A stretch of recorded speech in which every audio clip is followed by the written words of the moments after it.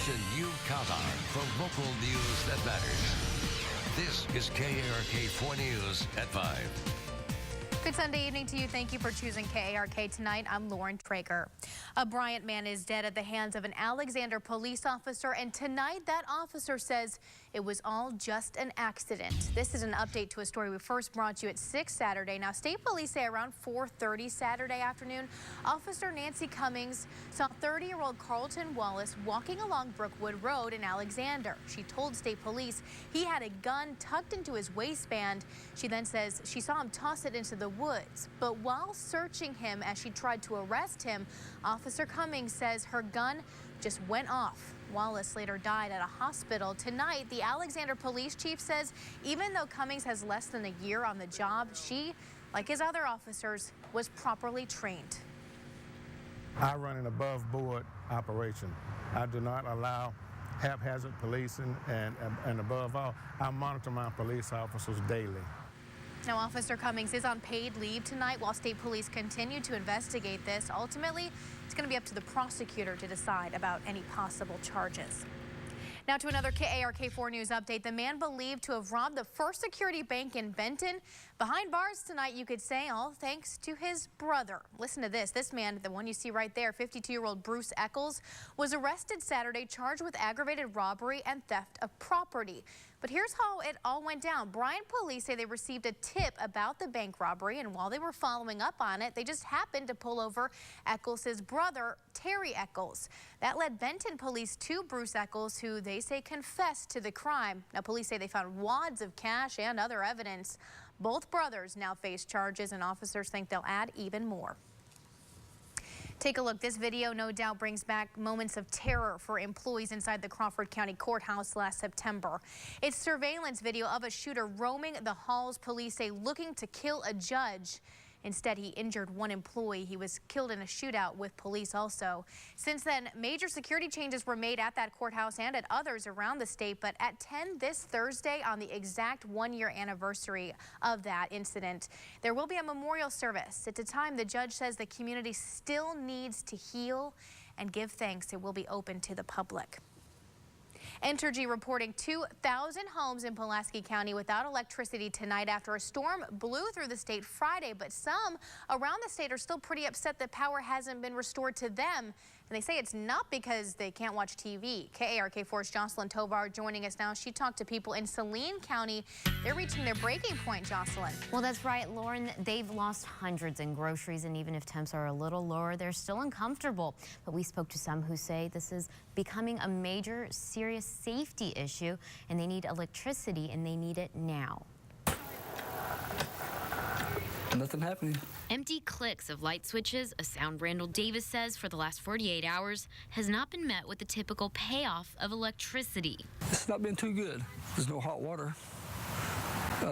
It's kind of like living what they did 100 years ago. The groceries will be replaced and everything. On the same street, Bart Ashley says more than just his groceries going to waste. His mother, recently diagnosed with lung cancer, can't use her oxygen tanks. Without it, we've been working on these little bottles, and these little oxygen bottles don't last too long. She's down to less than 10% in that one bottle. It's not safe. Sharon Beckman says it was too much trying to take care of her infant granddaughter, Callie, without electricity, and so they packed up a few things and are headed to a friend's house. Everyone out here upset they haven't had a clear answer from their energy provider, Entergy. She's called several times. I've called twice this morning, 3 times last night. Everybody in the neighborhood has been calling. But they say they haven't gotten any answers. Entergy officials tell us they're doing their best to restore service and have even brought in outside help from the Gulf Coast. We've got 200 of those working in the Central Arkansas Little Rock area. And recommend those with any safety issues to seek help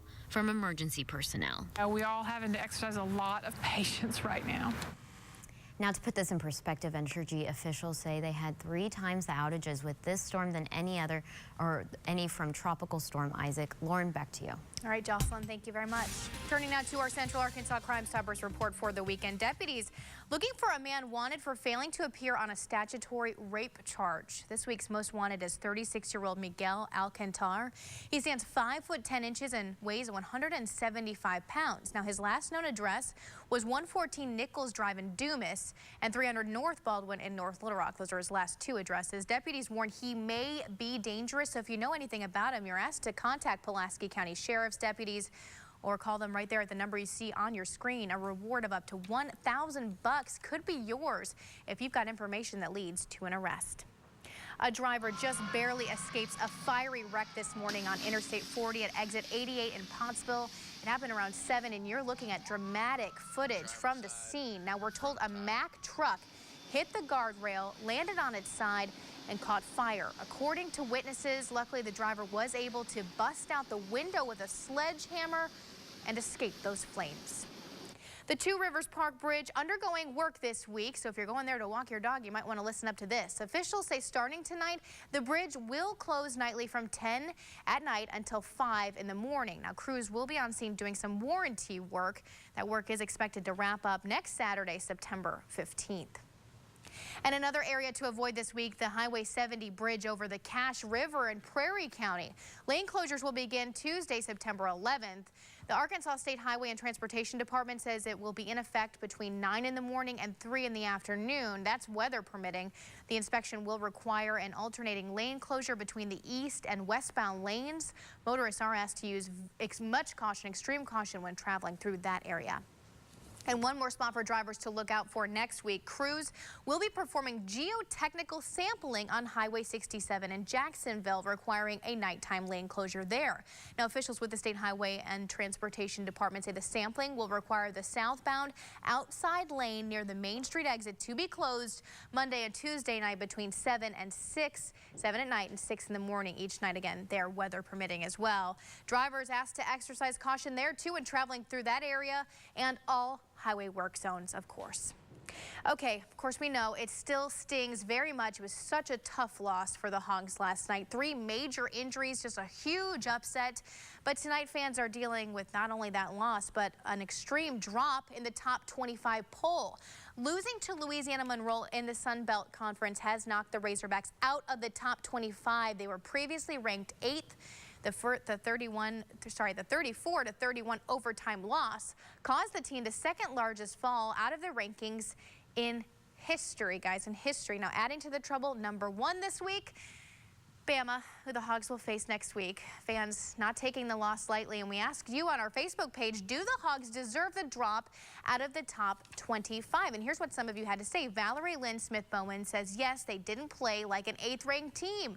Poor coaching, poor decision-making, unprepared, inexperienced players. Now, Tony Stark says, no, we shouldn't have fell. Maybe we should have fell a few spots, but not out of the top 25.